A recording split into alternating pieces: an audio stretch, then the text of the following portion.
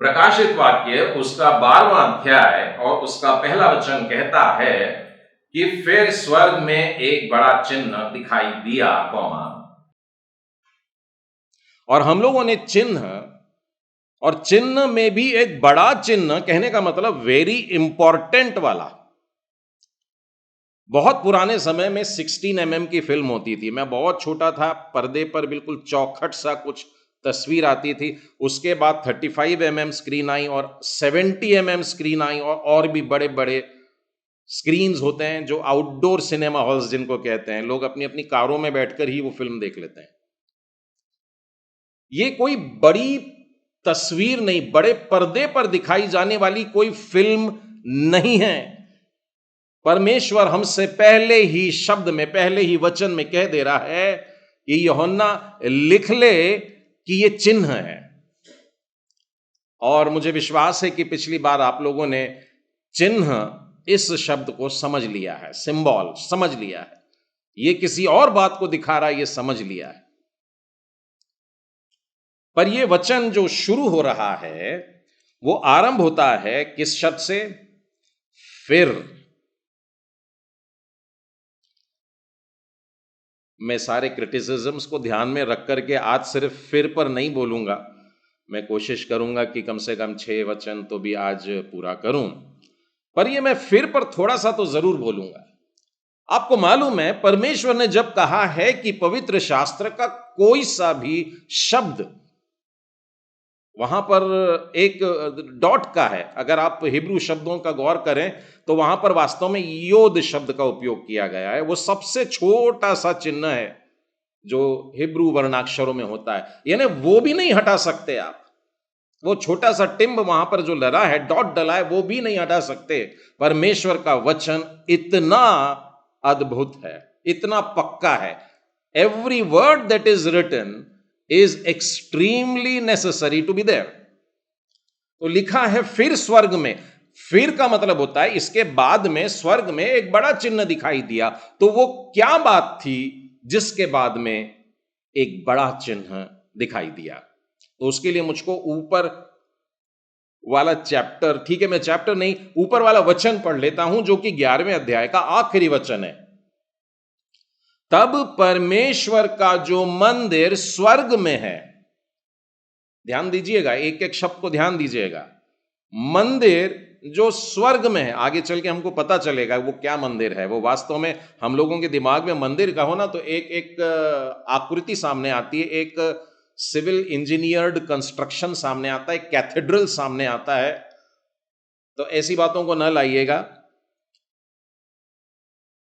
परमेश्वर का जो मंदिर स्वर्ग में है वह खोला गया, खोला गया।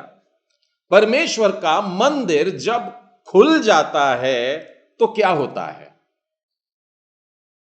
आज के समय में चर्च में प्रवेश करना बच्चों के लिए, बड़ों के लिए, बुजुर्गों के लिए भी बड़े आनंद की बात होती है। The moment I see people entering church, तो सडनली एक शांति मिलती है ना।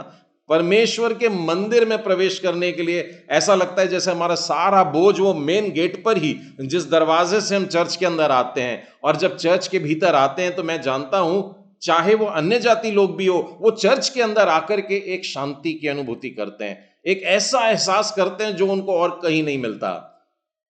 छोटे बच्चे उछलना चाहते, कूदना चाहते, फिर उनको हम लोगों को बताना पड़ता है थोड़ा शांत रहो, चर्च है। लेकिन परमेश्वर के मंदिर का खुलना वास्तव में एक बड़ी भयानक बात होती है। इसके लिए हम लोगों को पुराना नियम देखना पड़ेगा। परमेश्वर के मंदिर के दरवाजे तक पहुंचना भी एक भयानक बात होती थी। आपको जानकर के ताज्जुब होगा कि परमेश्वर का मंदिर, पहला पर्दा, बाहर का पर्दा ऐसा खुलता था कि उसके पीछे एक पर्दा होता और फिर उसके बाद इस तरीके से जाते। पवित्र स्थान का पर्दा भी ऐसा होता, इस तरीके से। देखिए, यह पर्दा अगर खुल भी जाए तो यह बंद रहता है, और इसी रीति से परम पवित्र स्थान का पर्दा, यानी पर्दे के पीछे भी एक पर्दा होता था जिसके कारण एक पर्दे के हटाने से नहीं होता, और एक पीछे का पर्दा जब बंद कर देते थे तब दूसरा पर्दा खुलता। इसके पीछे का मतलब क्या है? यहां पर लिखा है परमेश्वर का मंदिर खोला गया, और मैंने आपको तीनों पर्दे बताए हैं। बाहर के आंगन का पर्दा वास्तव में वो ऐसे खंभों के बीच के कनात होती थी सफेद, फिर रंगीन, और उसके सामने रखा हुआ दरवाजे का पोर्शन बाहर से ऐसे नहीं दिखता था, और झांकने की भी मनाही थी। लेकिन यहां पर जो दृश्य है वो सामने का भी पर्दा हटा दिया गया है, बीच वाला पवित्र स्थान के भी पर्दे हटा दिए गए हैं, और परम पवित्र स्थान के भी पर्दे हटा दिए गए हैं। 6 पर्दे, भारी भारी पर्दे हटा दिए गए। मैं ऐसा क्यों बोल रहा हूं? क्योंकि जब मंदिर स्वर्ग में खोला गया तो क्या दिखाई दिया? गौर किया आपने क्या लिखा है वहां पर? और उसके मंदिर में उसकी वाचा का संदूक दिखाई दिया। आप जानते हैं ना वाचा का संदूक कहां होता है? आंगन में होता है क्या? नहीं। पवित्र स्थान में होता है क्या? मंदिर का सेकंड पोर्शन जो है, या तंबू में पहला वाला भाग जो है, क्या वहां होता है? वहां भी नहीं होता है। वहां पर दीप स्तंभ है जिसमें 7 ज्योतियां जल रही हैं, जलती रहती हैं, और 12 गरम गरम रोटियां रखी हुई हैं, और सामने धूप की वेदी है, और धूप की वेदी से लगा हुआ एक पर्दा है परम पवित्र स्थान को रोक करके, और उसके पीछे में है वाचा का संदूक। वाचा का संदूक केवल और केवल महायाजक देख पाता था। लेकिन यहां पर बाइबल कह रही है परमेश्वर का मंदिर जो स्वर्ग में है खोला गया, और जब खोला गया तो क्या दिखाई दिया? वाचा का संदूक।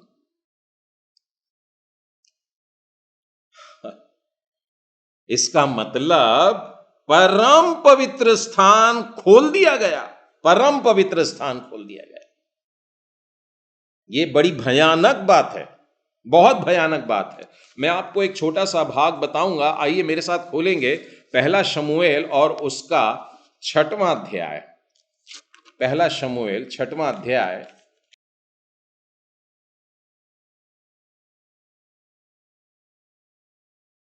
अगर मैं थोड़ा ऊपर से बताता तो अच्छा रहता, पर चलिए 19वें वचन पर आइए। पहला शमूएल 6वां अध्याय 19वां वचन। फिर इस कारण से कि बेतशेमेश के लोगों ने यहोवा के संदूक के भीतर झांका था, उसने उनमें से 70 मनुष्य और फिर 50,000 मनुष्य मार डाले। किस लिए मार डाले? मृत्युदंड। मृत्युदंड किस लिए होता है? हत्यारे को हत्या की मृत्युदंड दिया जाता है, नहीं? यानी जो कैपिटल पनिशमेंट है, जिसने बहुत ही बुरा काम किया है, उसको मृत्युदंड दिया जाता है।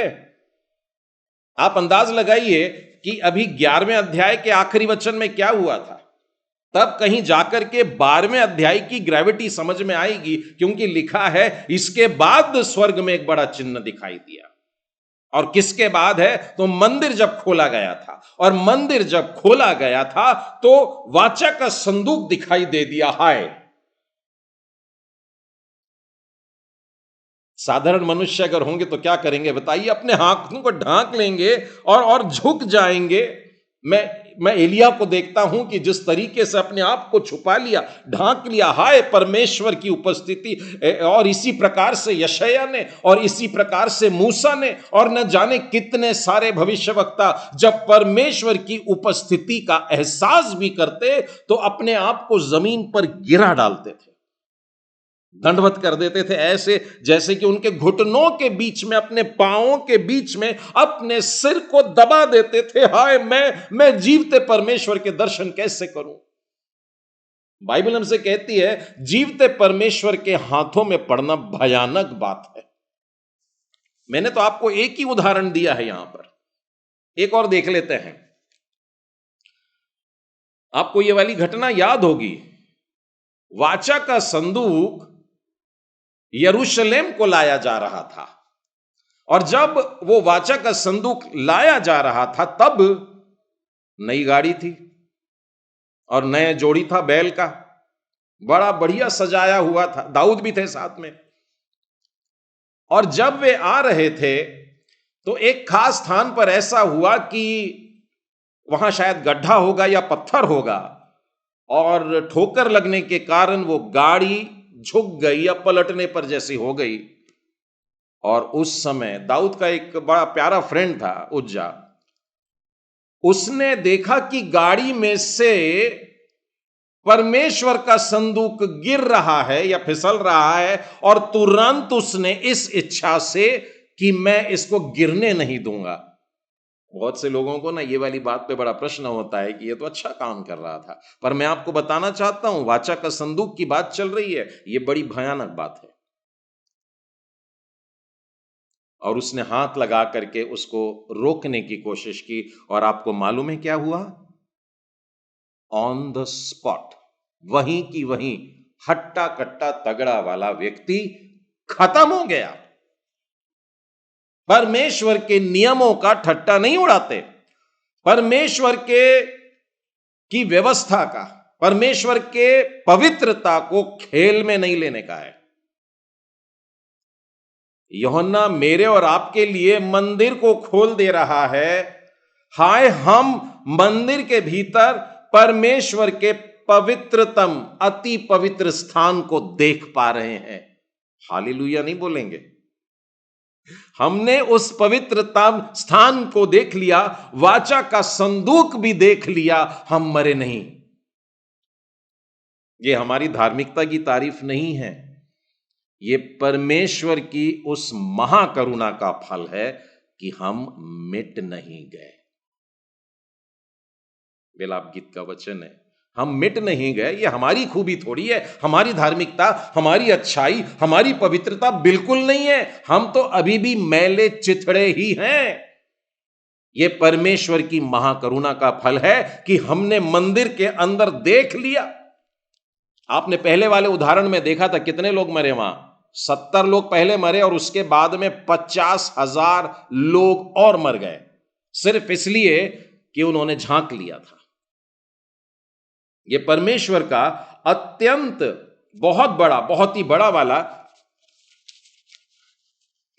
ऐसी वस्तु है जिसके लिए बड़े बड़े नियम है। मेरे साथ में निर्गमन का 25वां अध्याय जल्दी से खोल ले, जहां पर एक्चुअली वाचा के संदूक बनाने को लेकर के कुछ बातें लिखी गई हैं। मूसा को संदेश दिया जा रहा था, समझाया जा रहा था, प्लान दिया जा रहा था कि तुझे जो निवास स्थान बनाना है, मंदिर बनाना है, वो किस तरीके का होगा। 25वें अध्याय में वाचा के संदूक से स्टार्ट करते हैं, फिर पवित्र मेज बताते हैं, फिर सोने की दीवट बताते हैं, इस तरीके से चल रहा है। लेकिन वाचा के संदूक में आप देखिएगा जो आखिरी भाग है, 21 और 22 पढ़ता हूं मैं तेजी से। और प्रायश्चित के ढकने को संदूक के ऊपर लगाना। हमने क्या देखा? मंदिर जब खोला गया, उसके मंदिर में उसकी वाचा का संदूक दिखाई दिया। 11वां अध्याय 19वां वचन, वाचा का संदूक। अब जब आप वाचा के संदूक को देख रहे हैं तो आप वास्तव में क्या देख रहे हैं? देखिए, प्रायश्चित के ढक्कन को संदूक के ऊपर लगवाना, और जो साक्षी पत्र मैं तुझे दूंगा उसे संदूक के भीतर रखना। अब 22वें वचन को बड़े ध्यान से सुनना। मैं उसके ऊपर रहकर तुझसे मिला करूंगा, और इजराइलियों की जितनी आज्ञाएं मुझको तुझे देनी होगी, उन सबों के विषय में प्रायश्चित के ढकने के ऊपर से।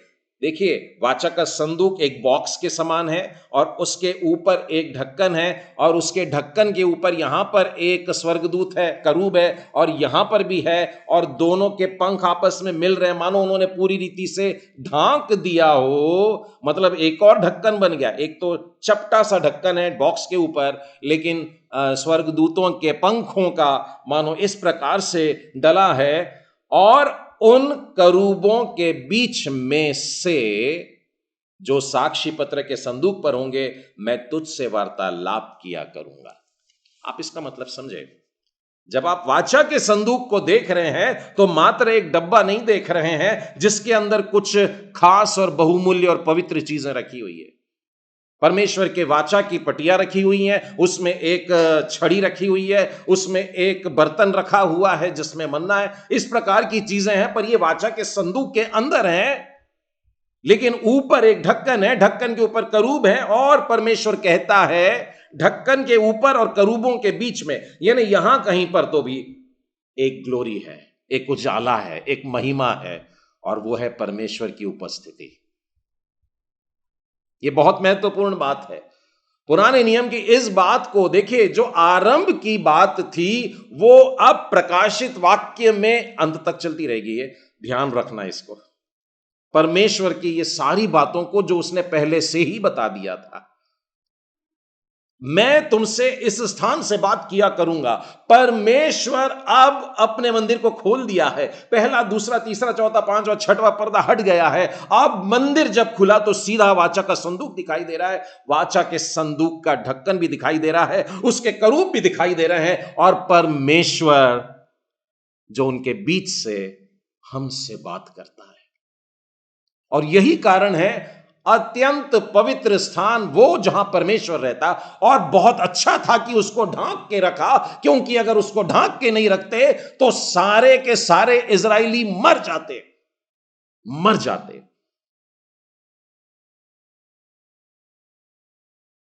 एक बार मूसा ने परमेश्वर से कह दिया था, मुझको दिखा तू कैसा है, तू कैसा दिखता है दिखा दे।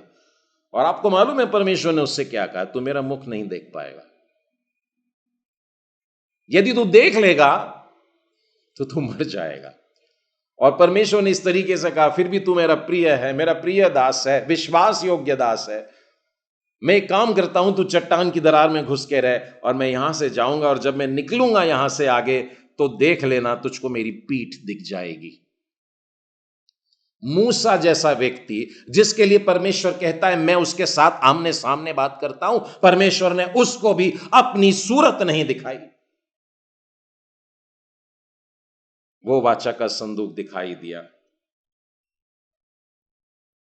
और उस समय बिजलियां हुई। 19वां वचन, बिजलियां हुई, शब्द हुआ, गर्जन हुए, भूकंप हुए, बड़े ओले पड़े। यानी बड़ी भयानक वाली बात यहां पर हो रही है, बहुत भयानक बात। यदि आप निर्गमन का 20वां अध्याय देखेंगे तो वहां के इजरायलियों ने भी सीनै पर्वत पर बिल्कुल यही दृश्य देखा था। और ये क्या दृश्य था?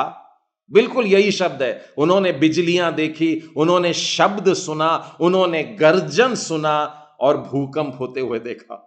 वो पहाड़ हिल रहा था। परमेश्वर की उपस्थिति जहां पर हो वहां पर कुछ इस प्रकार से होता है, बिजली और शब्द और गर्जन और भूकंप। किसी दिन हम शब्द और गर्जन में मनन करेंगे कि शब्द क्या होता है और गर्जन क्या होता है।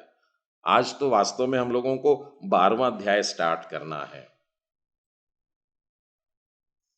चलिए, मैंने शायद यह बात को स्पष्ट कर दिया हूं कि क्या घटना घटी जिसके बाद में अब एक चिन्ह दिखाई दे रहा है।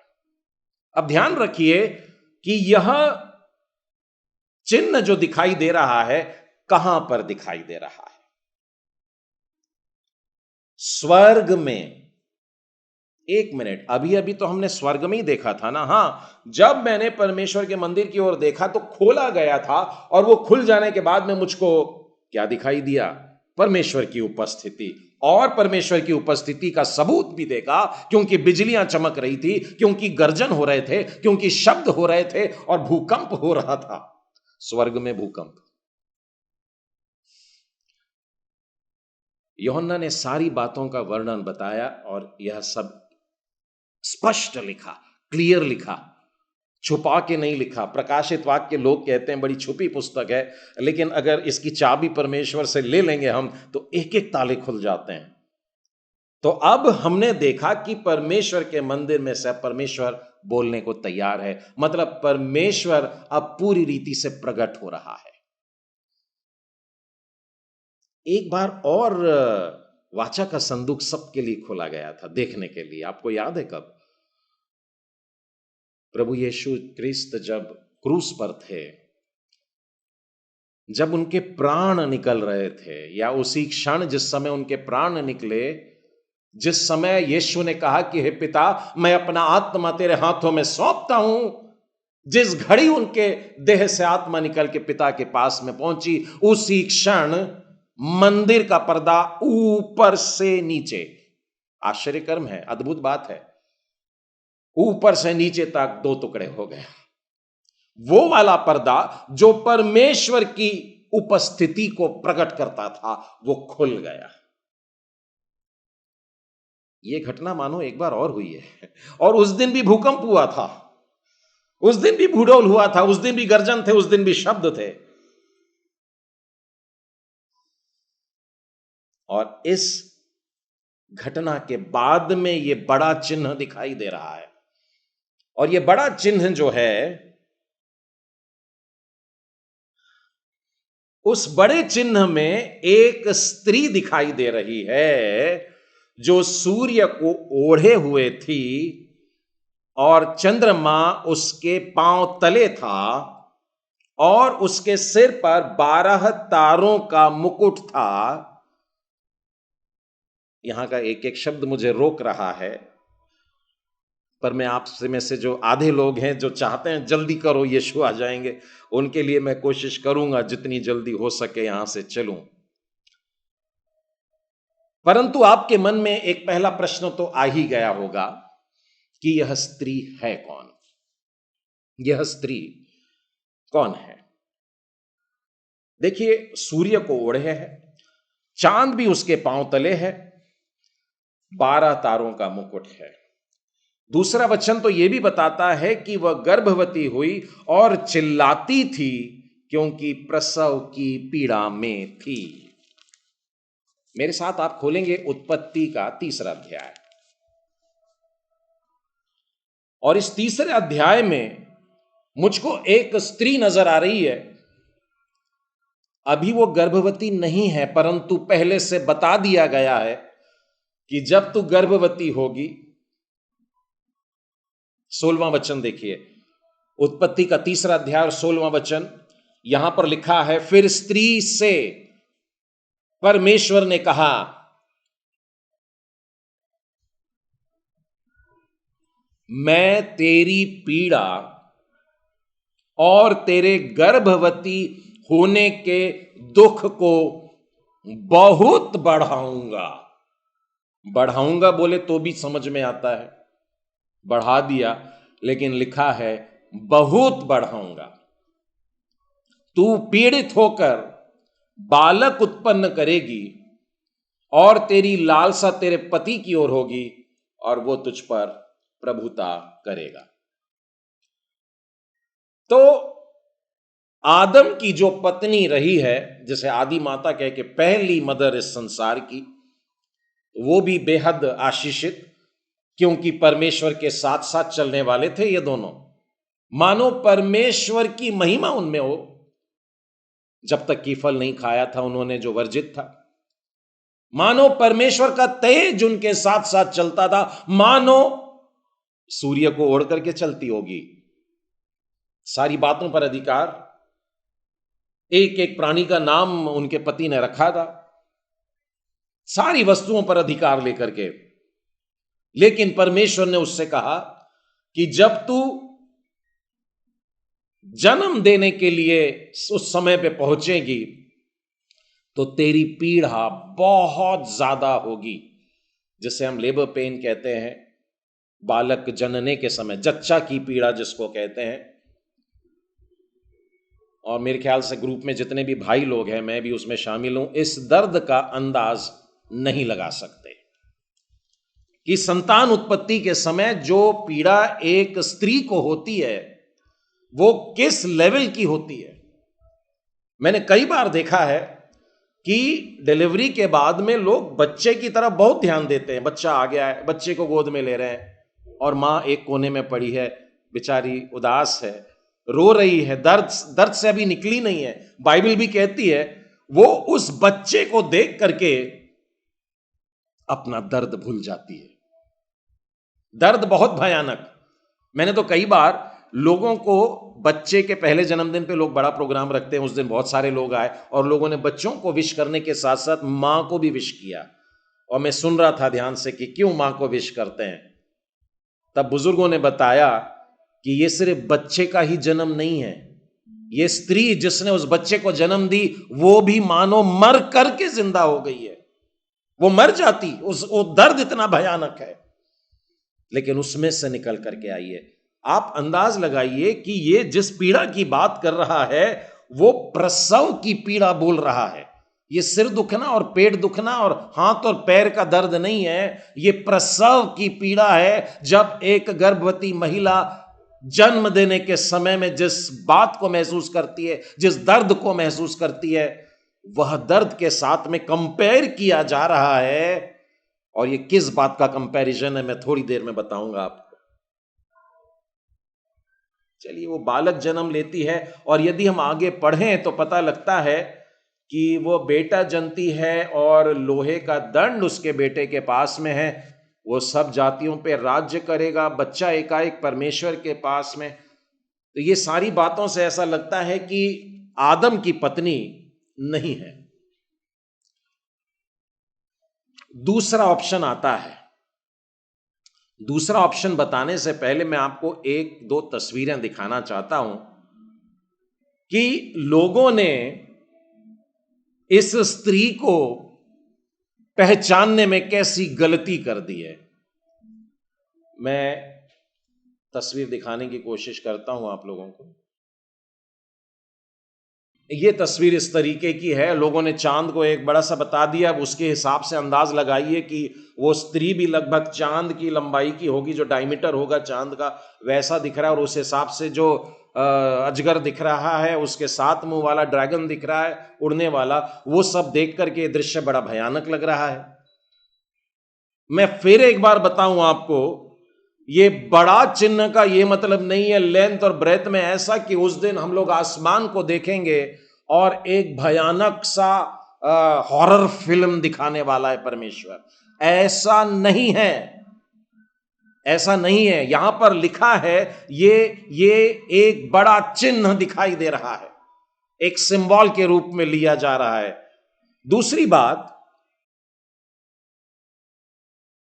कुछ लोगों ने सूर्य के सामने किसी को खड़ा करके और चंद्रमा के ऊपर खड़ा करके और उसके सिर के चारों तरफ 12 तारों को दिखाया है और वो कहते हैं कि इस प्रकार की कोई स्त्री होना चाहिए।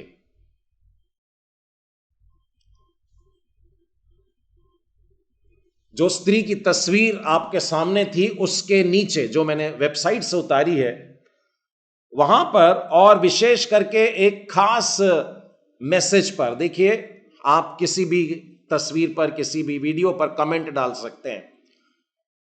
पहला वाला है a women representing the true God's church. मैं पहले ही बता दूं आपको कि लोग कैसे भ्रमित हैं, उसके उदाहरण है मेरे पास। ब्लेसेड वर्जिन मेरी keep us all safe and and this pandemic. परमेश्वर का धन्यवाद हो। मैं भी यीशु की माता मरियम का बहुत आदर करता हूं, लेकिन यह व्यक्ति है, मैंने सबके नाम छुपा करके रख दिए हैं, वो मरियम से दुआ कर रहा है कि इस पैंडेमिक में मेरी रक्षा करें। ध्यान दीजिएगा, हमारी प्रार्थना परमेश्वर से होती है। परमेश्वर और मनुष्यों के बीच में एक ही बिचवई है, अर्थात हमारे मसीह यीशु का नाम, उसको छोड़ और कोई नहीं। बिना मेरे द्वारा कोई पिता के पास नहीं पहुंचता। मेरे कुछ रोमन कैथोलिक फ्रेंड्स हैं जो मैंने लाल अक्षरों में गोल करके रखा है, वो मरियम को किस नाम से एड्रेस करते हैं। देखिए, thank you queen of haven, Holi mother of God, virgin. यहां पर दो प्रकार से परमेश्वर को ठट्ठों में उड़ाया गया है। मदर ऑफ गॉड का मतलब क्या होता है? परमेश्वर की भी कोई माता। तो फिर आप परमेश्वर को आदर दें कि परमेश्वर की माता को? मैं फिर कहता हूं, कि शैतान हमें नाश करने के लिए आता है, भ्रम में डालने के लिए आता है, हमें झूठ दिखाता है। और वे तीसरे वाले इसमें नीचे लिखा है, mother Mary pray for my family and for the whole wide world, amen. Bible हमसे बहुत स्पष्ट कहती है कि अपने जीवन के लिए, अपने जीवन की बेहतरी के लिए और अपने जीवन की भविष्यवाणियों के लिए मरे हुओं से बातें मत करना। जितने भी लोग आए हैं वे सो गए हैं प्रभु में, और एक दिन जागेंगे जरूर। और इसीलिए हम अपनी हर एक प्रार्थना में यीशु का नाम डालते हैं। आखिर में परमेश्वर के सामने हम अपनी विनती को रखते हैं और आखिर में यीशु के नाम से मांगते हैं, अर्थात एक जीवित व्यक्ति के नाम से। और आखिरी वाले में वे उस व्यक्ति का जिसे वो मरियम पुकार रहे हैं, उनको हैप्पी बर्थडे भी बोल रहे हैं। अच्छी बात है, इस बात को ध्यान में रख के कि मसीह व्यक्ति केवल सो जाते हैं ना, सोए हुए व्यक्ति को विश कर सकते हैं, परंतु ये बातें धोखादायक हैं। स्वर्ग की रानी, ये शब्द को याद रखना, मैं अभी उसके बारे में भी बताऊंगा और किस तरीके से किया है। कुछ लोगों ने पिछले 10 साल में 2011 से लेकर अभी 20 तक 3 डेट्स कैलकुलेट करके बता दिए हैं, और उन्होंने इस प्रकार से वर्गो राशि जो कॉन्स्टेलेशन होता है उसमें बताया कि किस रीति से वो स्त्री और उसके पीछे सूर्य छुप जाएगा और चंद्रमा उसके पांव के पास होगा और उसके सिर पर एक और नक्षत्र है लियो, और वो 12 तारों से घिरा हुआ है। इस प्रकार से करते हैं। ये है वास्तव में वो तारे जो उस दिन के हैं, लेकिन लोगों ने इस प्रकार की तस्वीर बना करके कहा। वो नीचे आप जो डेट देख रहे हैं उसके बड़े बड़े बैनर्स की भी फोटो मैंने उतार के रखा है, पर वो अभी समय नहीं कि दिखाऊं।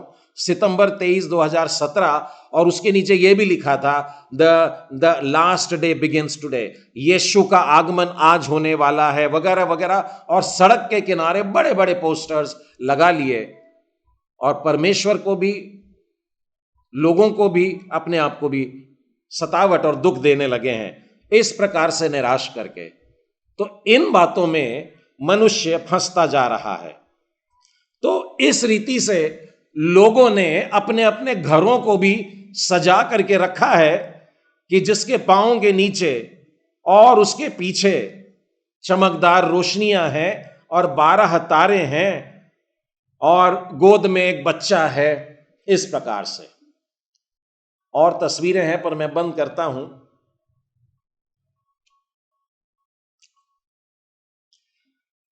यहां पर जो तस्वीरें आप देख रहे थे उसमें एक स्त्री दिख रही थी। पहली वाली में गर्भवती थी, ये स्पष्ट दिख रहा था। आखिरी वाली तस्वीर में बच्चा गोद में आ गया था। 12 तारे भी दिख रहे थे, सूर्य और चांद भी दिख रहे थे। और जैसे मैंने आपसे कहा कि मेरे कुछ मित्र इसे स्वर्ग की रानी बताते हैं। मेरे साथ में निकालिएगा जल्दी से यिर्मयाह नबी की पुस्तक और उसका 44वां अध्याय। यिर्मयाह नबी की पुस्तक, उसका 44वां अध्याय।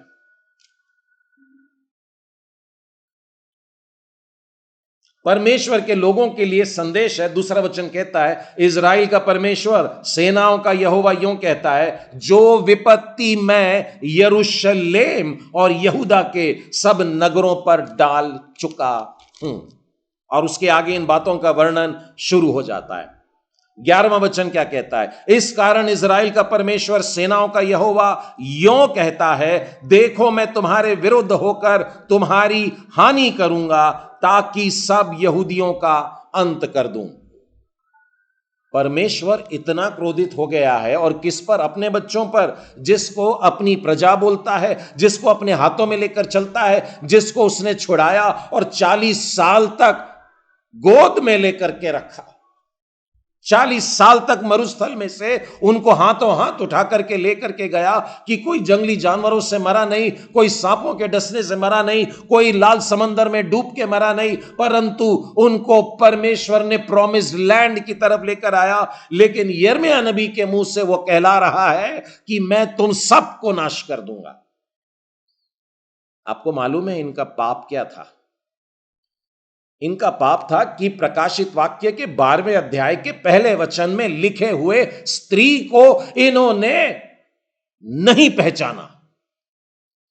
ऐसी गलती मेरे से और आपसे अगर होगी तो आप समझ जाइए परमेश्वर कितना आग बबूला हो जाता है। आप मानेंगे? चलिए मैं आपको आगे दिखाता हूं। 15वें वचन का मैं आपको पढ़ के बताता हूं। मिस्र देश के पत्रोस में रहने वाले जितने यहूदी पुरुष, देखिए परमेश्वर अपनी प्रजा को डांट रहा है, अपनी प्रजा को जांच रहा है और उनको दंड देने की बात कर रहा है। उनकी पत्नियां दूसरे देवताओं के लिए धूप जलाती हैं। कुछ क्लास पहले मैंने आपको बताया था कि यरूशलेम में भी अब तक किस रीति से मूर्ति पूजा हो रही है। परमेश्वर का वचन भी फैल रहा है। 2 सप्ताह पहले मसीह का सुसमाचार सुनाने वाले की पिटाई भी यरूशलेम में हुई है। दोनों प्रकार की बातें चल रही है, लेकिन परमेश्वर की प्रजा ने एक समय देखे कितनी भयानक बात की थी। ऐसी गलती हमसे नहीं होनी चाहिए।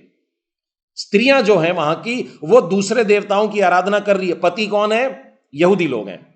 और जितनी स्त्रियां बड़ी मंडली के पास खड़ी रहती थी, उन सबों ने यिर्मयाह को आंसर दिया, परमेश्वर के नबी को उत्तर दे रही हैं। औरतें खड़े होकर के परमेश्वर के नबी को बोल रही हैं। पहले वचन सुन लीजिए क्या बोल रही हैं। जो वचन तूने हमको यहोवा के नाम से सुनाया, उसको हम नहीं सुनने के। Can you imagine what these ladies are saying to the man of God? यिर्मयाह वो नबी है जो रो रो करके दुआ कर रहा है उनके लिए। वो कह रहा है मन फिरा लो, पछता लो, परमेश्वर बचाना चाहता है। वो दयालु है, वो अनुग्रहकारी है। तुम मन फिरा तो लो, परमेश्वर तुम्हें बचाएगा। और परमेश्वर के लोग बोलते हैं बस कर। परमेश्वर के लोग बोलते हैं मुंह बंद कर, शट अप। वो कह रहे हैं हम तेरी नहीं सुनेंगे। वे तेरी नहीं सुनेंगे ऐसा करके बोले। आगे क्या लिखा है देखिए, 17वां वचन, ध्यान से सुनिए। जो जो मन्नतें हम मान चुके हैं उन्हें हम निश्चय पूरा करेंगे। देखिए अन्य देवताओं की पूजा पाठ कर रही हैं, पराये देवताओं की आराधना कर रही हैं और मन्नत भी मांगी हुई है। मन्नत मालूम है आपको क्या होती है? मन्नत वो वाली बात होती है जो आप करेंगे। कठिन होती है, जनरली जितनी भी मन्नतें होती हैं लोगों की वो कठिन होती है, लेकिन पराये देवताओं के लिए अपनी मन्नतें पूरी करने की ठान लिए। परमेश्वर के पास नहीं आना चाहते जिसने कुछ ना मांगा परंतु अंधकार में से छुड़ा के लाया। परमेश्वर ने मेरे और आपके लिए अपने एक लौते बेटे को इस संसार में मरने के लिए भेज दिया। आपको मालूम है परमेश्वर का वचन क्या कहता है? हमने उससे प्रेम नहीं किया, पहले उसने हमसे प्रेम किया।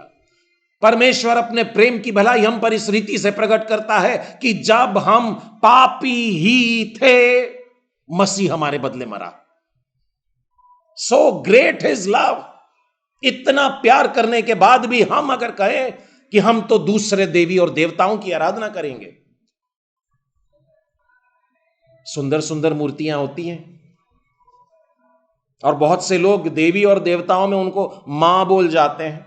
हमारे भारत देश में बहुत सारी देवियां हैं और हर देवी के बाद में वो मां लगा देते हैं। तो कुछ मसीह लोगों ने यीशु को जन्म देने वाली माता मरियम की भी पूजा पाठ शुरू कर दी है। मैंने सिर्फ रोमन कैथलिक्स की बात नहीं कर रहा, मैंने प्रोटेस्टेंट भाई बहनों को भी देखा है कि वे उस स्थान में जाकर के जहां इस मरियम की मूर्ति है वहां जाकर के माथा टेका है। अब सुनो परमेश्वर का वचन क्या कहता है। यह पहले भी बोला था और आज भी बोल रहा है। आज जो हम 12वां अध्याय पढ़ रहे हैं वो यिर्मयाह नबी के शब्द हैं। यिर्मयाह ने बोला था मन फिरा लो, और वहां के लोगों ने बोले हम नहीं सुनते। हम तो अपने इन देवताओं की जो सुंदर दिखते हैं, इन देवियों की जो माता सरीखी दिखती हैं, इन देवियों की जो रानी के समान है, हम पूजा करेंगे। कौन है ये लोग? 17वां वचन कहते हैं जो जो मन्नतें हम मान चुके हैं उन्हें हम निश्चय पूरी करेंगे। हम स्वर्ग की रानी के लिए धूप जलाएंगे। हाय, परमेश्वर के लोग अगर इस तरीके से जी रहे हैं, we don't want to listen to the good news. They rejected the good news. Then they were told you will be punished. जब उन्होंने सुसमाचार का इनकार किया तब परमेश्वर ने उनसे कहा कि दंड दूंगा। उसके बाद भी ये कह रहे हैं हम नहीं सुनते, जा। और मुंह पर बोल करके बता रहे हैं हम स्वर्ग की रानी के लिए। किसके लिए? स्वर्ग की रानी के लिए। मैंने जो तस्वीरें आपको दिखाई मेरे मित्रों, मेरे पास और भी तस्वीरें हैं, इस शहर की भी लोगों की है और इस शहर के कुछ चर्चेस की है, और उस चर्च के अंदर की तस्वीर, और वहां पर लिखा है बिल्कुल यही शब्द, स्वर्ग की रानी। और उसी के नीचे एक महिला की मिट्टी की बनी हुई आकृति है, और लोग उस स्वर्ग की रानी के पास जाकर आज भी सर झुकाते हैं। और मैंने कई मसीही परिवार देखा जिनके घरों में यह मूर्ति है, घर के अंदर। बाइबल को उतना नहीं पढ़ते, लेकिन उस मूर्ति के सामने एक मोमबत्ती जरूर लगा देते हैं, धूप जलाते हैं, ऊदबत्ती लगाते हैं, अगरबत्ती से खुशबू फैल रही है, और ऐसा कहते हैं जैसे कि उस मूर्ति में से खुशबू निकल के आ रही है। ये कर क्या रहे हैं? ये स्वर्ग की रानी के लिए धूप जला रहे हैं। यदि आज हमने इस स्त्री को समझने में धोखा खा गए तो पढ़ लेते हैं आगे कैसा दंड परमेश्वर देता है। देखिए यहां पर लिखा है, हम तो धूप भी जलाएंगे और तपावन भी देंगे, जैसे कि हमारे पुरखा लोग और हम भी अपने राजाओं और अन्य हाकिमों समेत यहूदा के नगरों में और यरूशलेम के सड़कों में करते थे। वो यिर्मयाह से कह रहे हैं मेरे बाप दादा भी यही करते थे, हमारे बाप दादा भी यही करते थे, और वो इजराइल और यहूदा दोनों देशों में करते थे, वरन यरूशलेम में करते थे। पाप बोल करके बता रहे अपना, बड़प्पन समझ रहे अपना, इस तरीके से बोलकर परमेश्वर के नबी को उकसा रहे हैं कि वो क्रोध में आकर के दंड दे दे। लेकिन यिर्मयाह रो रहा है, द वीपिंग प्रॉफिट। वो अपनी आंखों के सामने लोगों को मरता हुआ देख रहा है। वो भूखा रहा, वो गड्ढे में डाला गया, वो मरने के लिए डाला गया, तो भी दुआ मांगता था, दुआ मांगता था। लोगों के सामने थप्पड़ भी मारा गया इसको। ये वही यिर्मयाह है जो हमसे कह रहा है कि इस स्त्री को पहचानो, ये स्वर्ग की रानी नहीं है। कैसे विचार कर सकते हैं कि क्या स्वर्ग में कोई राजा और रानी बैठे हैं? क्या परमेश्वर को राजा बना करके हम एक स्वर्ग की रानी, परमेश्वर के लिए एक रानी को लाएंगे? हमारे मुंह से इस प्रकार की बात ना निकले, हमारे विचारों में भी ऐसी बात कदापि ना आए।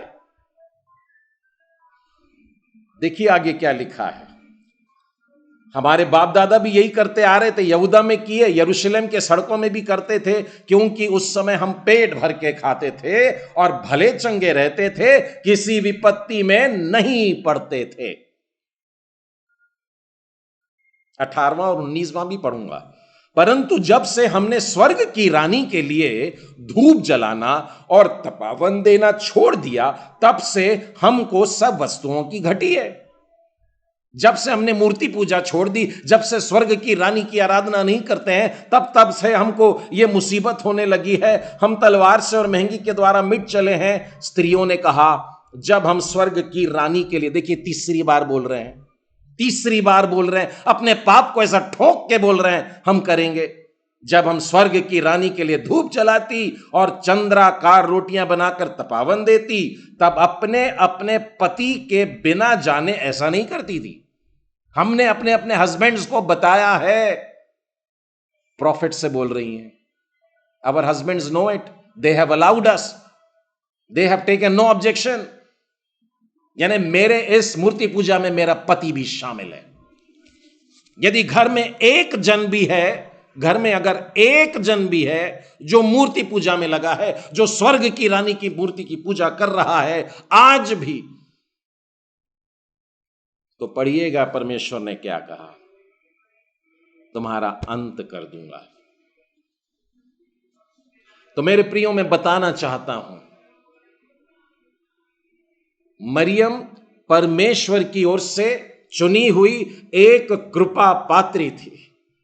परमेश्वर की असीम कृपा उस पर हुई, और जबकि उसने किसी पुरुष को ना देखा और किसी पुरुष ने उसको हाथ भी ना लगाया, तो पवित्र आत्मा के द्वारा वह गर्भवती पाई गई और उसने यीशु को जन्म दिया।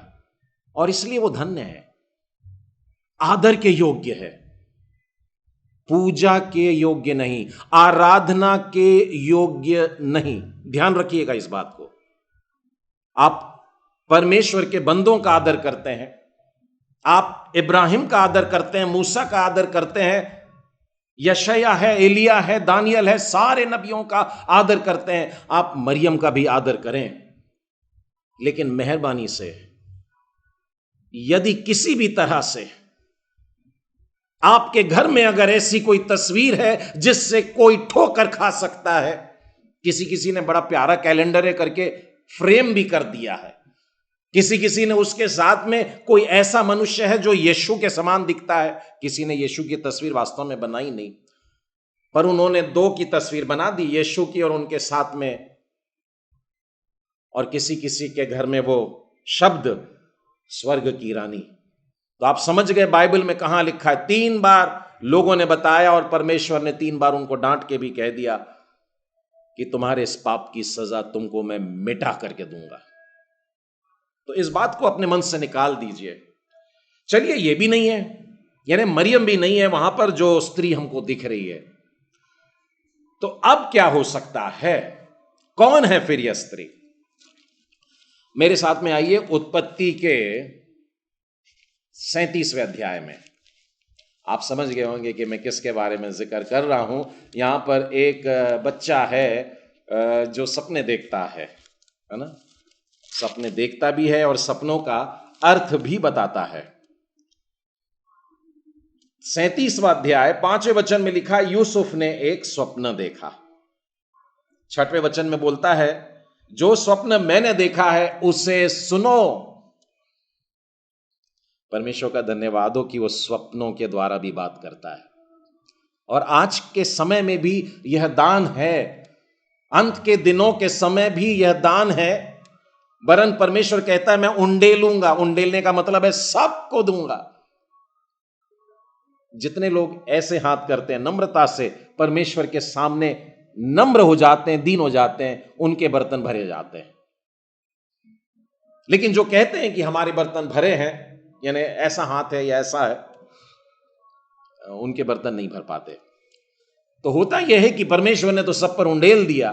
अब उंडेले जाने के कारण क्या होता है कि कई बार छोटे छोटे बच्चों के मुंह से भी हमको भविष्यवाणियां सुनने को मिलती है, दर्शनों की बात होती है, सपनों की बात होती है, और जो उम्र में बड़े हो जाते हैं उनको लगता है कि ये क्या सिखाएंगे हमको। मैं परमेश्वर को बहुत धन्यवाद देता हूं, इस फेलोशिप में मुझसे भी बड़े और बुजुर्ग लोग हैं, और आप लोग बड़े आदर से इन वचनों को सुनते हैं और मेरे लिए प्रार्थना करते हैं। यूसुफ ने जब सपना देखा था तो वो बहुत छोटा था, लड़का था और लाड़का था। उसके पापा भी उसको बहुत प्यार करते थे क्योंकि उस समय वो बहुत छोटा था। अपने पूरे 12 बेटों में से वो 11वां बेटा था, याकूब के बेटे। याकूब के 12 बेटों में से 11वां। इसके बाद में एक बिन्यामीन हुआ था। तो इसने सपना देख लिया। 5वां वचन कहता है, 6वें वचन में वो सपने को बताता है। If God tells you something, please share it with everyone. 6वें वचन में लिखा है, जो सपना मैंने देखा है उसे सुनो। Can you imagine? That is the only verse.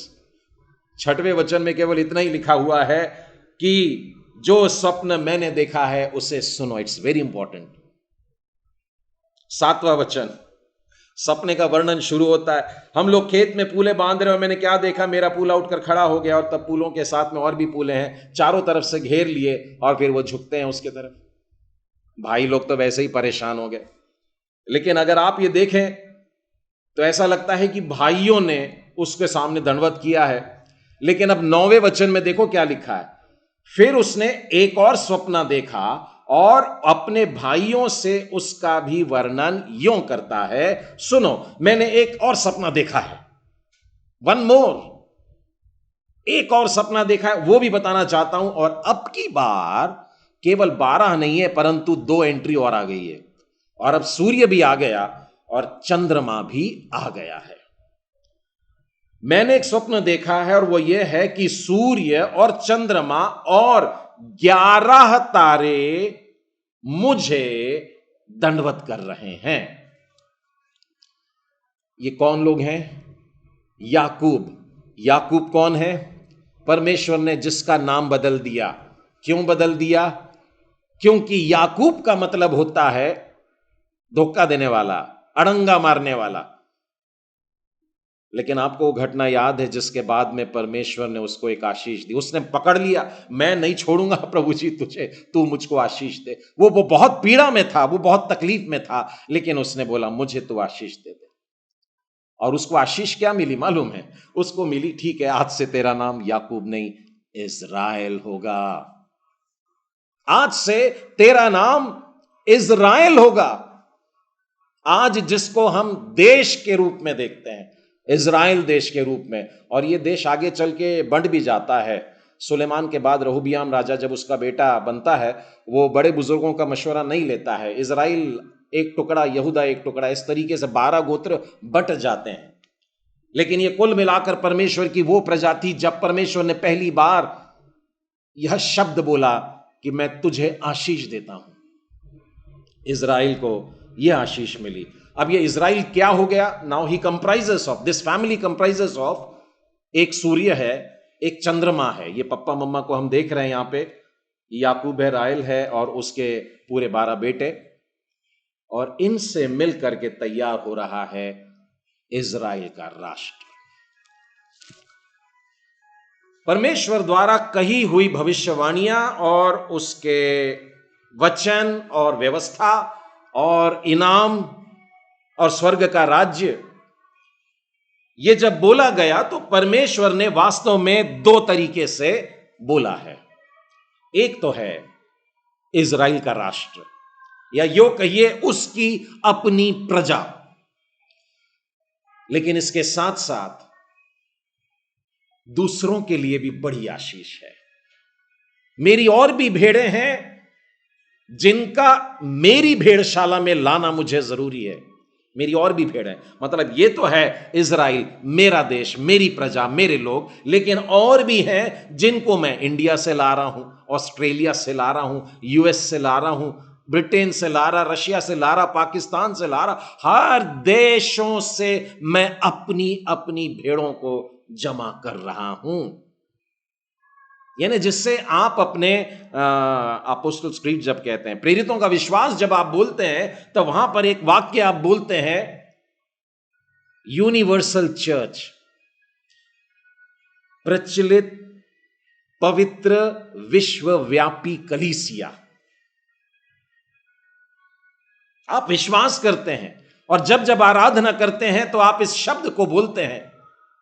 और परमेश्वर की प्रजा में हमने देखा 144,000 लोग जो दिखे वो इस प्रजा के थे जो इज़राइल कहलाता है, और इस इज़राइल की प्रजा के गिने हुए लोगों के साथ साथ एक बड़ी भीड़ भी दिखाई दी। अब हम उस स्त्री के पहचान की तरफ जा रहे हैं। मैं फिर एक बार बताऊं, ये सब चिन्हों में है, और चिन्हों का मतलब आप आज उदास मत हो जाइए। हाय, हम तो समझ रहे थे कि हम लोग एक फिल्म देखने वाले हैं कि एक स्त्री है और वो एक बच्चा जनने वाली है और एक सांप वहां पर आ गया है कि उस बच्चे को खा जाए, लेकिन ये सब बातों से तो ऐसा लग रहा है कि हम कुछ और की तरफ बढ़ रहे हैं, राष्ट्र की तरफ बढ़ रहे हैं, चर्च की तरफ, कलीसिया की तरफ हम लोग बढ़ रहे हैं, ऐसा प्रतीत होता है। और आप में से जो लोग उदास हो रहे हैं कि हाय ऐसा था क्या, इसका मतलब परमेश्वर हमको ऐसा बताना चाह रहा था, तो मैं इसका कारण भी आपको बताना चाहूंगा। हम में से बहुत सारे लोग पुराना नियम नहीं पढ़ते। मैंने लोगों से इस विषय पे डिबेट्स देखे हैं, उनको बहुत मेहनत करके समझाना पड़ा है, और ये चर्च का एक समूह था जो कहता था क्लोज द ओल्ड टेस्टामेंट, पुराने नियम को बंद कर डालो, वे बोल रहे थे। और क्यों? क्योंकि जीसस आ गए हैं, और जीसस आ गए हैं तो अभी न्यू टेस्टामेंट है। Everything that we need is in the new testament, close the old. लेकिन ऐसा कर देते हैं जो लोग, उनको नया नियम और प्रकाशित वाक्य समझने में मुश्किल तो क्या, असंभव हो जाता है। नए नियम में आधे से अधिक बातें पुराने नियम की ही ली हुई हैं। परमेश्वर ने नई वाचा का वर्णन पहले ही यिर्मयाह में कर दिया था। हमको जब तक बैकग्राउंड ही मालूम ना होगा, हम क्या करेंगे। प्रभु यीशु को परमेश्वर का मेमना क्यों बोलते हैं, यह भी पुराना नियम कहता है। और आज जिस स्त्री को हम देख रहे हैं, उसको समझने के लिए नया नियम आप 10 बार पढ़ लीजिए, आपको नहीं समझेगा। लेकिन पुराना नियम एक बार तबीयत से पढ़ लेंगे तो यह स्त्री और वो बच्चा जो पैदा होने वाला है और वो जच्चा की सी पीड़ाएं, वो सब आपको समझ में आ जाएगी। परमेश्वर के इन पवित्र वचनों में यदि आप पुराना नियम देखें, नए नियम में जो स्त्री आपको दिखाई दे रही है, यह वास्तव में नए नियम में आपको मिलेगी 18 बार, 18 टाइम्स। मेरे पास में कुछ रेफरेंसेस हैं, पर अभी उतना भी नहीं कि मैं पूरा बता दूं, पर मैं एक बात बताऊंगा आपको। यशाया नबी में एक स्त्री का वर्णन जो जच्चा की सी पीड़ाओं से जाएगी या गुजर रही है, वो 6 बार आया है। और यदि आप यिर्मयाह नबी की पुस्तक में देखें तो 8 बार ऐसी स्त्री का वर्णन आया है जो जन्म देने के समय की पीड़ा में है। और यदि होशे में पढ़े तो 1 बार, मीका नबी की पुस्तक में जच्चा की पीड़ा वाले 2 बार, और यदि आप भजन संहिता में देखें तो वहां पर भी 1 बार मिल जाएगा। और ये सारे भविष्यवक्ता हैं, यशायाह, यिर्मयाह, होशे, मीका, मैंने दाऊद भी बता दिया, ये सारे के सारे एंड टाइम्स प्रॉफिट कहलाते हैं। अंत के दिनों में जो घटनाएं होने वाली है, उन बातों का वर्णन किया है। मलाकी के भी पुस्तक में आपको बहुत सी बातें मिल जाएगी। मैं इसमें से केवल एक ही बताना चाहूंगा, क्योंकि पिछली बार जब मैं शेयर कर रहा था तो किसी ने कहा भैया आपने दाऊद को कैसे डाल दिया, दाऊद के भजन नहीं आने चाहिए। तो मैं आपको भजन संहिता और उसके 48वें अध्याय में से केवल एक शब्द बताना चाहूंगा। 48वां अध्याय खोलिएगा और उसके 3 वचन से आगे। उसके महलों में परमेश्वर ऊंचा गढ़ माना गया है, क्योंकि देखो राजा लोग इकट्ठे हुए, वे एक संग आगे बढ़ गए। यरूशलेम को घेर लिया गया है और सारे दुश्मन इकट्ठा होकर के यरूशलेम पर चढ़ाई कर रहे हैं। और देखो, क्योंकि देखो राजा लोग इकट्ठे हुए, वे एक संग आगे बढ़ गए। उन्होंने आप ही देखा और देखते ही विस्मित हुए, वे घबराकर भाग गए। वहां कपकपी ने उनको आ पकड़ा और जच्चा की सी पीड़ाएं उन्हें होने लगी। यरूशलेम रौंदा जाएगा, अन्य जातियों के द्वारा रौंदा जाएगा।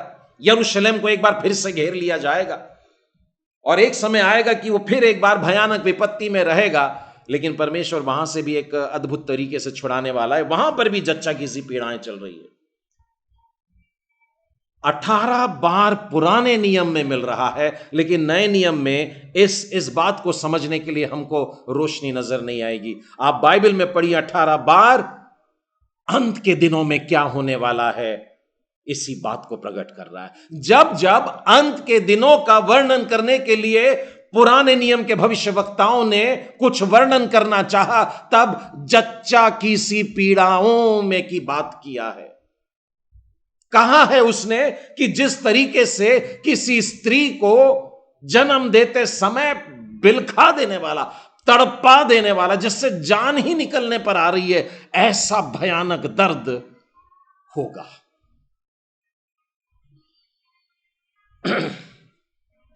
ये किस बात को दर्शा रहा है? प्रसव पीड़ा। मैं यशायाह नबी की पुस्तक में से भी एक वचन आपके सामने पढ़ना चाहता हूं।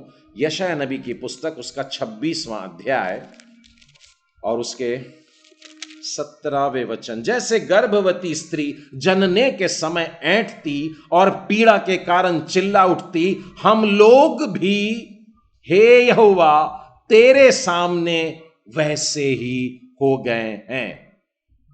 और यदि आप इस अध्याय का पहला वचन देखें तो समझेगा उस समय यहूदा देश में यह गीत गाया गया।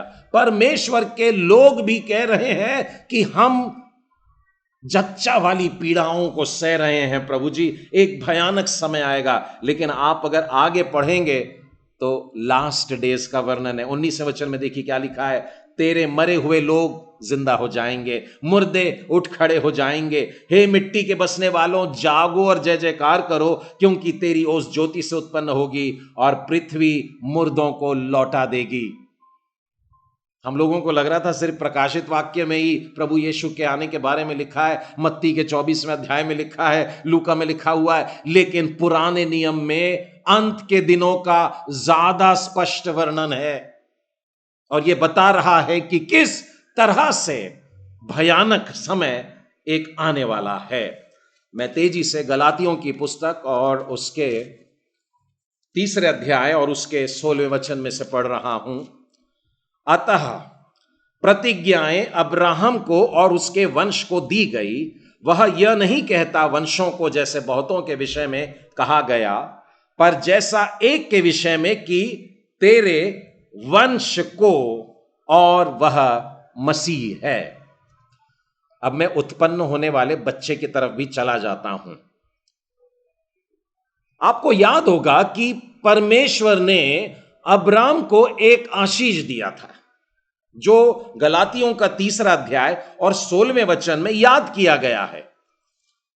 यहां पर स्पष्ट लिखा है अब्राम को आशीष मिली, उसके लिए, खुद के लिए और उसके वंश के लिए। और वंश कौन है? सिंगुलर में लिखा हुआ है, और वो वंश मसीह है। यही बात हमको उत्पत्ति के 3 अध्याय में भी मिलती है। जब वहां पर भी कहा गया तो स्त्री को कहा गया था, मैं तेरे बीच में और इस सर्प के बीच में और तेरे वंश में और इस सर्प के वंश में एक दुश्मनी उत्पन्न कर दिया है, वहां पर एक टकराव उत्पन्न कर दिया है। पर यहां पर आकर के एक नई बात पता लग रही है कि हम तो अब्राहम के बेटे इसहाक समझते थे, इसहाक का बेटा याकूब और एसाव समझते थे, और फिर उसके बाद में 12 बेटे, पूरा इजराइल। और इस तरीके से हमको तो लग रहा था कि इस तरीके का वंश चल रहा है। परंतु अब 16वें वचन में लिखा है कि वो वंश कौन है? वो वंश मसीह है। उत्पत्ति के 12वें अध्याय में आऊंगा, जहां पर अब्राहम को पहली बार कॉलिंग मिली। परमेश्वर यहोवा ने अब्राहम से कहा, चल मेरे इस आज्ञा को मान ले, अपने देश, अपने कुटुंबी, अपने पिता का घर छोड़कर उस देश में जा जो मैं तुझको दिखाऊंगा। और वो मान जाता है। और उसकी आज्ञाकारिता के लिए देखिए परमेश्वर क्या कह रहा है, मैं तुझसे एक बड़ी जाति बनाऊंगा, मैं तुझे आशीष दूंगा, मैं तेरा नाम महान करूंगा। सिंगुलर में, एक वचन में आशीष है। अब्राहम को मिलेगी, अब्राहम को मिलेगी, अब्राहम को मिलेगी। तू आशीष का मूल होगा, एक वचन में। अब लिखा है, जो तुझे आशीर्वाद देंगे उन्हें भी मैं आशीर्वाद दूंगा, जो तुझे कोसेंगे उन्हें मैं शाप दूंगा। भूमंडल के सारे कुल तेरे द्वारा आशीष पाएंगे। देखिए, पुराना नियम समझने के लिए नया नियम लगता है, नया नियम समझने के लिए पुराना नियम लगता है, इसलिए दोनों को साथ लेकर के ही चलिएगा। अब्राहम का वंश कौन है? तो मसीह है, परमेश्वर का अभिषिक्त है, जिसे हम लोग अपना उद्धारकर्ता यीशु कहते हैं। और यहां पर लिखा है कि भूमंडल के, ये पूरे संसार के, और यदि पृथ्वी के बाहर भी कोई हो वे भी, कॉस्मोस के सारे कुल तेरे द्वारा आशीष को पाने वाले हैं, तेरे वंश के द्वारा आशीष पाने वाले हैं, मसीह के द्वारा आशीष पाने वाले हैं, जो तुझसे उत्पन्न होने वाला है। और तुझसे क्या है? इजराइल राष्ट्र है, और इजराइल जन्म दे रहा है यीशु को। यदि आप मत्ती रचित सुसमाचार का पहला अध्याय देखें या लूका में भी देखें, प्रभु यीशु मसीह की वंशावली है। और आप देखेंगे मत्ती 1:1 में लिखा हुआ है, अब्राहम की संतान दाऊद के पुत्र यीशु मसीह की वंशावली की पुस्तक, मत्ती 1:1। बड़ी इंटरेस्टिंग है। बहुत से लोग मत्ती 1:1 के बाद में देखते, अरे नाम के बाद नाम के बाद नाम है, वो छोड़ देते हैं।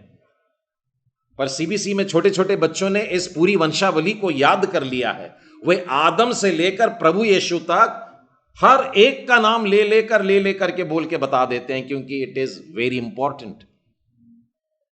अब्राहम की संतान, दाऊद की संतान, यीशु मसीह की वंशावली की पुस्तक। इसका मतलब स्पष्ट हो गया है कि अब्राहम के वंश से निकला यीशु है। अब्राहम के वंश से कौन निकला? हम देखते हैं इजराइल निकला है, और इजराइल को हम परमेश्वर की प्रजा के रूप में देखते हैं। और परमेश्वर की ये जो प्रजा है, जो इजराइल है, वो एक स्त्री के समान दिखाई दे रही है, जिसमें से उसका वंश पैदा हुआ, और वो वंश यीशु है। यदि आप प्रकाशित वाक्य 12 में उस बच्चे का वर्णन पढ़ेंगे तो आपको समझ में आ जाएगा कि यह बच्चा कौन है, जिसके हाथ में लोहे का दंड है और वो स्केप्टर है और वो परमेश्वर के पास में उठा लिया गया है। और भी बहुत सी बातें हैं प्रभु यीशु मसीह के बारे में लिखा हुआ है। लेकिन अब आप कहेंगे कि यह तो इजराइल की बात हो गई, वो 1,44,000 की हो गई, वो बड़ी भीड़ के बारे में क्या है? वो बड़ी भीड़ के बारे में भी यही वचन मैं आप लोगों को बताना चाहूंगा। आप लोगों ने गलातियों 3 अध्याय खुला रखा है, 6वां वचन। अब्राहम ने तो परमेश्वर पर विश्वास किया, यह उसके लिए धार्मिकता गिनी गई। अब 7वें वचन को और आगे के वचन को ध्यान से सुनना। अतः यह जान लो कि जो विश्वास करने वाले हैं वे अब्राहम की संतान है। ठीक है, अभी तक हमने बीज के हिसाब से देखा था। अब्राहम का बेटा इसहाक, इसहाक का बेटा याकूब, याकूब का बेटा 12 बेटे, और 12 बेटों के गोत्र चले आ रहे हैं। वो सब देखा हमने, इजराइल को देख लिया, समझ गए। अभी अन्य जातियों में से जो हैं, हम लोग कैसे करके इसमें जुड़ गए हैं, जो विश्वव्यापी पवित्र कलीसिया कहलाती है, the universal church, one church. हम लोग जब स्वर्ग में खड़े रहेंगे, we are not standing denomination wise. Pentecostals, you go there, मैं थोड़े उधर जाओ और तुम कौन हो, इधर उधर, ये नहीं है। एक बड़ी भीड़, एक वन। हम लोग सब मिलकर के खड़े हैं, हम सब लोग गीत गा रहे हैं, हम एक परमेश्वर की आराधना कर रहे हैं। This is that universal church and it comprises of हुम। ये किन से बना है? अब्राहम की संतान। अब परमेश्वर ने तो बोल दिया था अब्राहम के द्वारा जो मसीह आएगा वो ही मूल है, जो आशीषों का कारण होगा। अब देखिए 7वें वचन में स्पष्ट लिखा है अब्राहम की संतान कौन है? वे जो विश्वास करेंगे वे अब्राहम की संतान हैं। बहुत सुंदर लिखा है आगे भी। पवित्र शास्त्र ने तो पहले ही से यह जानकर कि परमेश्वर, ध्यान से सुनना, परमेश्वर अन्य जातियों को आरंभ से बताया है। अन्य जातियों को बुलाना, मैं एक बार फिर बताता हूं आपको, यह अभी अभी न्यू टेस्टामेंट की नई वाचा नहीं है, परंतु परमेश्वर ने संसार की उत्पत्ति से पहले अन्य जातियों को, मुझको चुना, आपको चुन लिया। हालेलुया। हम लोग सब के सब चुने हुए लोग हैं, परमेश्वर ने पहले से चुन के रखा है। परमेश्वर ने अन्य जातियों को विश्वास से धर्मी ठहराने के लिए पहले ही से अब्राहम को यह गॉस्पेल सुना दिया, सुसमाचार सुना दिया कि तुझ में से सब जातियां, केवल यहूदी जाति नहीं, सारी जातियां, ऑल नेशंस, पूरे दुनिया में जितने भी कुल पाए जाते, भाषा पाई जाती, देश पाए जाते हैं, चाहे आप अपने आप को कोई सी भी जाति का बोलो, चाहे शूद्र बोलो, चाहे ब्राह्मण बोलो, जो भी हो, वो तेरे द्वारा, अब्राहम के द्वारा, यीशु के द्वारा, विश्वास के द्वारा वे सब आशीष पाएंगे। 9वां वचन, इसीलिए जो विश्वास करने वाले हैं वे विश्वासी अब्राहम के साथ आशीष पाते हैं। We are one. अब हम लोग उस कलीसिया में जुड़ गए हैं और अब्राहम की संतान बन गए हैं, और अब्राहम की संतान में से एक बालक उत्पन्न हुआ। मेरी फिर से इच्छा हो रही है कि पुराने नियम में जाकर के खूब सारे वचनों को आप लोगों को बताऊं। नए नियम से भी 1-2 देख लेते हैं। मेरे साथ में खोलिएगा रोमियो की पत्री, और उसके पहले अध्याय में ही मिल जाएगा। रोमियो की पत्री उसका पहला अध्याय और 3रे वचन में, अपने पुत्र हमारे प्रभु यीशु मसीह के विषय में प्रतिज्ञा की थी, वह शरीर के भाव से तो दाऊद के वंश से उत्पन्न हुआ था। देखिए, इसी बात को बता रहा है कि परमेश्वर की आशीष जो यीशु से आती है वो यहूदियों के लिए भी है और अन्य जातियों के लिए भी है।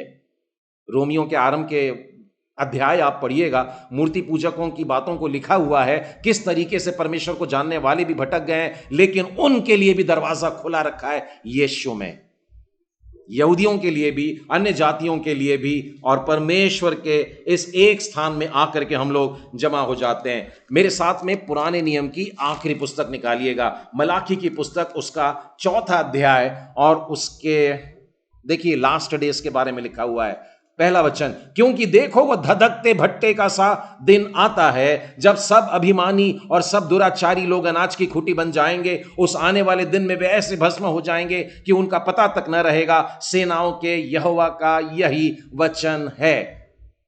दूसरा वचन ध्यान से सुनिए, परंतु तुम्हारे लिए जो मेरे नाम का भय मानते हैं धर्म का सूर्य उदय होगा।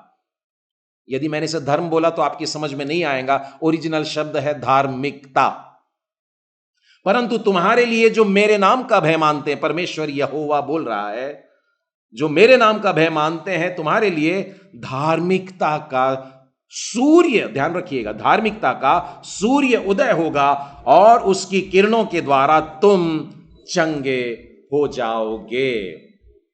परमेश्वर हमारा सूर्य और हमारी ढाल है, और परमेश्वर को मानो हमने अपनी ढाल बनाया है चारों तरफ से। वो ढाल जो शैतानी बातों को रोक सकती है, वो ढाल जो शैतानी तीरों को रोक सकती है, वो उसके भालों को और उसके तलवारों को रोक सकती है। और हमने अपने सूर्य को और परमेश्वर की उस धार्मिकता को ओढ़ रखा है, वो हम है, परमेश्वर की कलीसिया, परमेश्वर की चुनी हुई कलीसिया, जो परमेश्वर कहता है मैंने तुम्हें आरंभ से चुन के रखा है। The church, the one church. और हम यहूदियों के साथ भी मिले हैं और अन्य जाति भी मिले, और हम सब परमेश्वर के आंगन में खड़े हैं।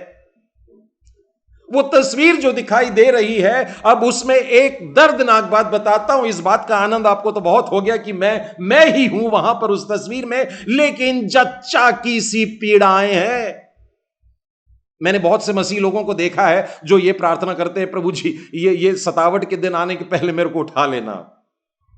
यदि हम वो स्त्री हैं, यदि चर्च वो स्त्री है, यदि इज़राइल वो यहूदी जाति वो स्त्री है, तो बाइबल कहती है जच्चा की सी पीड़ाएं होगी। मेरे प्रियो, जो ट्रिब्यूलेशन है ना, ये इसको दुख के दिन नहीं बोलना है ना, हमारे लिए रोने के दिन नहीं बोलना। हां, आप इसको सतावट के दिन बोल सकते हैं, लेकिन आप ध्यान रखना, 12वां अध्याय ध्यान से पढ़ना। शैतान पास में है, वो ड्रैगन पास में है, वो दैत्य सामने है, और वो आपको अपनी धार्मिकता का पूरा जीवन नहीं जीने देना चाहता है, और वो चाहता है तुझसे अगर कुछ उत्पन्न हो तो मैं निगल जाऊंगा, खत्म कर दूंगा। लेकिन हमारे विश्वास को परमेश्वर कितना आदर करता है, और पहले यीशु को उसने ऊपर बुलाया है, और उसके साथ हम भी जाने वाले हैं।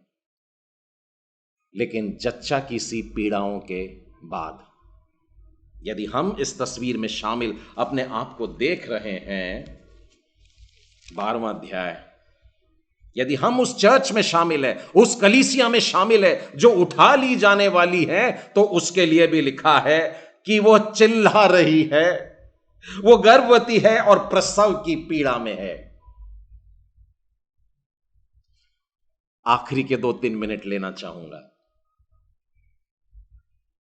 प्रत्येक गर्भवती महिला जानती है, या यूं मुझको कहने दीजिए कि अगर घर में कोई बहू है आपकी नई, और एक दिन वो डॉक्टर के पास जाती है, गायनोकोलॉजिस्ट के पास में जाती है, और वहां से आती है और बहुत शर्मा रही है, और आपका बेटा भी बड़ा शर्मा रहा है,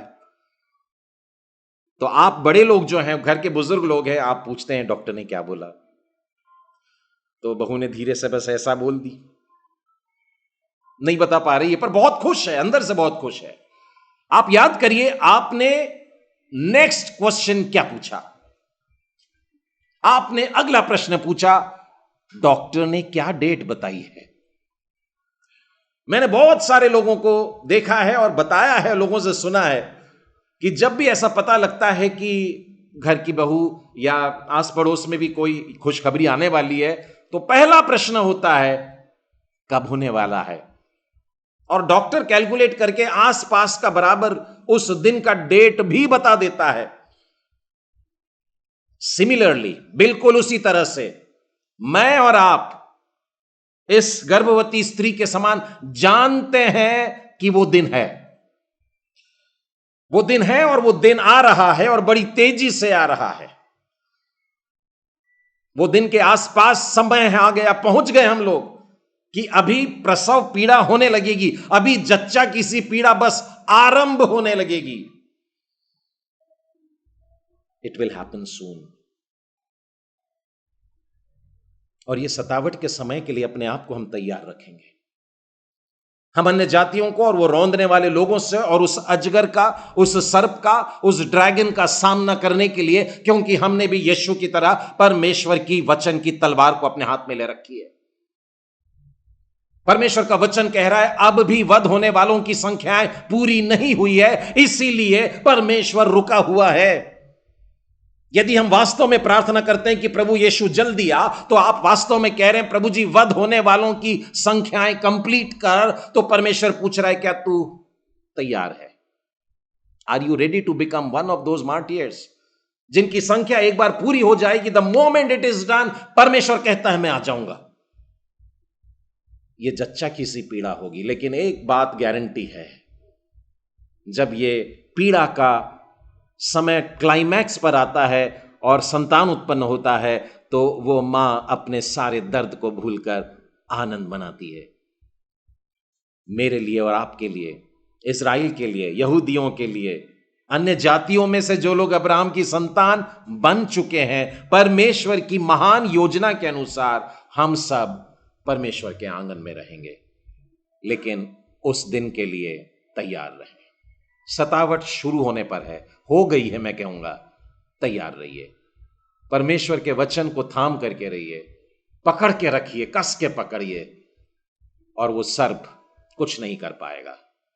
आप यदि 12वें अध्याय को पढ़ लेते हैं तो आप जान के आनंदित हो जाएंगे कि शैतान हमको छू भी नहीं पाएगा। आइए हम लोग प्रार्थना करें। सर्वशक्तिमान प्रेमी परमेश्वर पिता, फिर एक बार बड़े धन्यवाद के साथ में आपके पास में आते हैं प्यारे प्रभु जी। और जबकि आज हमने आपके पवित्र वचनों पर मनन किया और प्रभु जी एक झलक देख ली है 12वें अध्याय में प्रभु जी कि वो कौन स्त्री है। हमारे भ्रमों को आपने दूर किया है, हमारे अविश्वास को आपने हटा दिया प्यारे प्रभु जी। और एक बड़ी सुंदर तस्वीर हम इज़राइल को भी देख रहे हैं और आज की कलीसिया को, जो परमेश्वर की चुनी हुई दुल्हन है, उसको भी देखते हैं। प्यारे परमेश्वर धन्यवाद। प्रभु यीशु जो हमारे पुनरुत्थान का पहला फल है, उसके लिए धन्यवाद। प्रभु जी हम लोग सतावट के समय में पहुंच चुके हैं प्रभु, और वो जच्चा की सी पीड़ाएं अब दिखाई देने लगेगी प्रभु जी। हम आपसे यही प्रार्थना करते प्रभु जी कि हम यिर्मयाह नबी के समय के लोगों के समान न बन जाए, जिन्होंने अपना भरोसा सांसारिक बातों पर, मिट्टी के देवताओं पर और न जाने अलग अलग कल्पनाओं की स्वर्ग में कोई रानी होगी उसकी पूजा कर लें। ऐसे पापों से हमें बचा लीजिए प्यारे प्रभु जी। हम आपसे विनती करते प्रभु, बाइबल में ये सारी बातें आपने स्पष्ट बताई और आपने इन बातों का दंड भी बता दिया। प्रभु परमेश्वर हमारी आंखें खोलने के लिए धन्यवाद। हम धन्यवाद देते हैं प्यारे प्रभु जी आज वचन सुनने वाले प्रत्येक प्रिय भाई बहनों के लिए। आपने उनके साथ में आज बातें की है प्यारे प्रभु, विशेष करके इस बात के लिए कि आने वाले महाक्लेश में भी हम यीशु का नाम अपनी जबान पर लेकर, अपने हृदय में, और उसी को लेकर के यदि प्रभु चाहे तो हम शहीद भी हो जाएं, मर मिटें, क्योंकि जब ये गिनती पूरी होगी तो हमारे प्रभु का आगमन हो जाएगा। प्रेमी परमेश्वर पिता, मैं प्रार्थना करता हूं यहां पर सुनने वालों में से यदि कोई बीमार है प्रभु जी, इस क्षण प्रियजनों को प्रभु जी छू लीजिए। यीशु आपका चंगाई भरा हाथ उन पे रखिए। हे यहोवा राफा, उनको छू लीजिए प्यारे प्रभु और चंगाई का आनंद प्रदान करिए। यदि कोई अपने दुर्बल विश्वास के कारण उदास है, दुखी है, रोता है, प्रभु जी आप उसका हाथ थाम लीजिए। यदि कोई आपसे माफी मांग रहा है कि उसने अपने जीवन में किसी न किसी तरह से प्रभु जी मूर्ति पूजा में अपने सर को झुकाया है, माफ कर दीजिए प्यारे परमेश्वर पिता, उनके आंसुओं को पोंछ दीजिए प्यारे प्रभु। हे दयालु परमेश्वर, इन वचनों के द्वारा आप हमसे रोज बातें करते रहिए, ताकि हम इस बात के द्वारा उस दिन के लिए जो भयानक दिन कहलाता है, आपके उस दिन के लिए तैयार रहें। धन्यवाद और स्तुति और महिमा आपकी है। उद्धारकर्ता प्रभु यीशु मसीह इसके पीठे और पवित्र नाम में मांगते हैं, सुनो ग्रहण कर, आमीन।